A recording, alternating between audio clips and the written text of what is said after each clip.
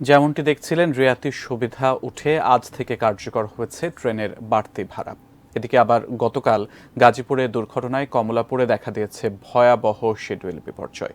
সব মিলিয়ে রাজধানীর কমলাপুর রেল স্টেশনের সার্বিক অবস্থা জানাতে আমাদের সাথে ঠিক এই মুহূর্তে সরাসরি যুক্ত হচ্ছেন সহকর্মী সাদিয়া ন্যান্সি। ন্যান্সি, আপনি কমলাপুরে আছেন, বাড়তি ভাড়া এবং শিডিউল বিপর্যয়ের সম্পর্কে কমলাপুরে অপেক্ষমান যাত্রীরা কি বলছেন আমাদের জানাবেন।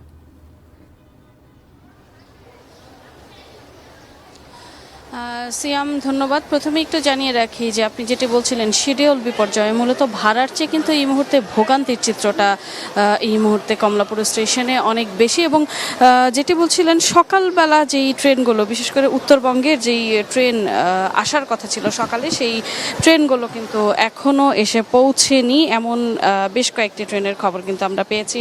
বিশেষ করে যদি বলতে হয় রংপুর এক্সপ্রেসের সকাল 9টা নাগাদ কিন্তু একটি ট্রেন এসে পৌঁছানোর কথা রয়েছিল, কিন্তু সেই ট্রেন এখন পর্যন্ত এসে পৌঁছায়নি। যেটি সকাল 9টা 10-এ কমলাপুর রেল স্টেশনে এসে পৌঁছানোর কথা, সেটি এখন পর্যন্ত স্টেশনে পৌঁছেনি। পাশাপাশি আমরা যখন স্টেশন ম্যানেজারের সঙ্গে কথা বলার চেষ্টা করেছি, তিনি আমাদেরকে যেটি জানাচ্ছিলেন, রংপুর এক্সপ্রেস ছাড়াও কিন্তু আরও বেশ কয়েকটি ট্রেনের শিডিউল বিপর্যয় হয়েছে। বিশেষ করে যদি বলি সিল্ক সিটি, যেটি 2টা 40-এ আসলে কমলাপুর এসে পৌঁছানোর কথা এবং ছেড়ে যাওয়ার কথা সেখান থেকে, সেটি এখন পর্যন্ত এসে পৌঁছেনি। যদিও তারা সম্ভাব্য একটি সময় দিয়েছে, অর্থাৎ যদি ট্রেন এসে পৌঁছায় তবে সেটি 7টা 40 নাগাদ কমলাপুর স্টেশন থেকে ছেড়ে যেতে পারে।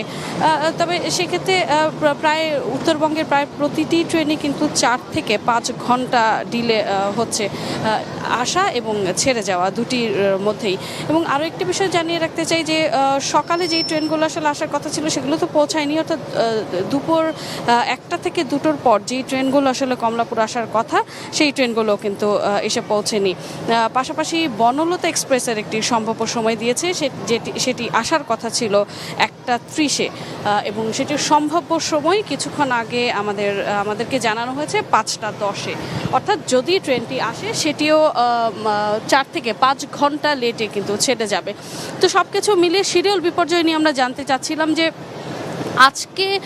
আজকের মধ্যে আসলে এই বিপর্যয়টা ঠিক হবে কিনা বা ট্রেন ঠিক টাইমে আসবে কিনা, কোনো সদুত্তর কিন্তু আমরা পাইনি। অর্থাৎ তারা অনুমান করে বলছেন যে হয়তো যদি ট্রেনগুলো আসে সেগুলো 4 থেকে 5 ঘন্টা ডিলে করে ছেড়ে যাবে, কিন্তু আজকে নাগাদ শিডিউল ঠিক হওয়ার কোনো সম্ভাবনা নেই। অর্থাৎ যারা আছেন যাত্রী, তাদেরকে আজকে যেমন ভোগান্তিতে পড়তে হবে, কালকেও আসলে ভোগান্তিতে পড়তে পারেন তারা।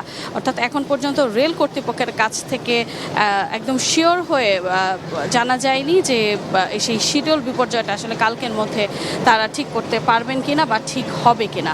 তো সব কিছু মিলিয়ে শিডিউল বিপর্যয় ভোগান্তির চিত্রই ছিল আমার কাছে সবশেষ খবরাখবর। সিয়াম।